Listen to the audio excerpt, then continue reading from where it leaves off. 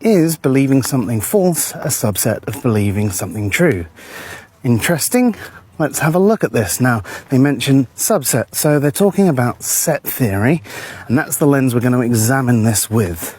To start, we need to understand the three doxastic attitudes.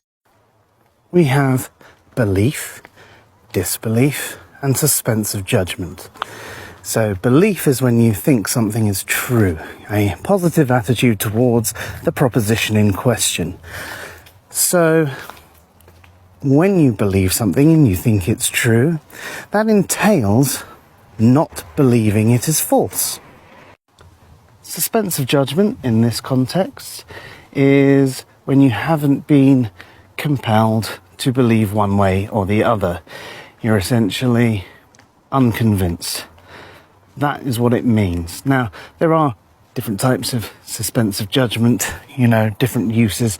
But when we're talking about it in the context of doxastic positions, that is what they are. Now, a doxastic position is essentially a belief position, a cognitive state, an epistemic stance. Okay? You can't choose what you believe or disbelieve or even choose to suspend judgment in this way. It's just whatever you are convinced or unconvinced by the arguments, evidence and priors. If we use their logic symbols to denote what they all mean for ease, we've got P for proposition, B for belief, and the negation symbol. And therefore we've got these qualities that we can put in the sets, and we'll call these sets A, B and C. Where these sets overlap is called an intersect, and it's qualities shared by more than one set. The intersection between belief and suspense of judgment is not believing the proposition false. And the intersection between disbelief and suspense of judgment is not believing the proposition true. So could we regard these intersections as supersets? Well, you can, I guess. Let's have a look at how that appears, shall we? First, we have superset X and superset Y. X contains both belief and suspense of judgment, and Y contains both disbelief and suspense of judgment. We're therefore left with ambiguous sets. They basically become logically redundant.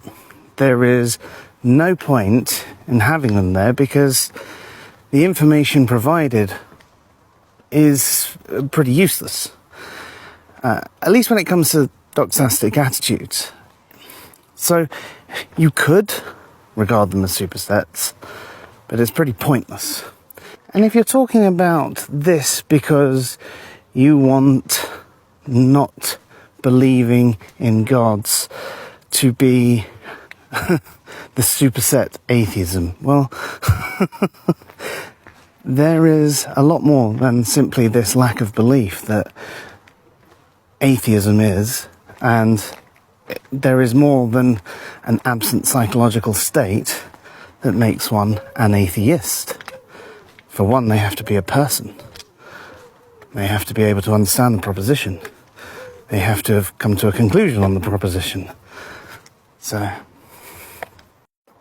now sure, sometimes there is an application for these broad sets. If you want to, say, discuss all the things that aren't theist, let's have the superset of non-theism, with the understanding that there are lots of distinct types of non-theist in there. You're not trying to make a sweeping generalization about non-theists in general. You're just saying they are absent of the quality that puts them in the set of theism, and therefore you're going to regard all of that as one for this particular context. If you're clear and about your purpose, then sure, sometimes like broad supersets like that, it can be useful. But when it comes down to doxastic attitudes, it doesn't quite work like that.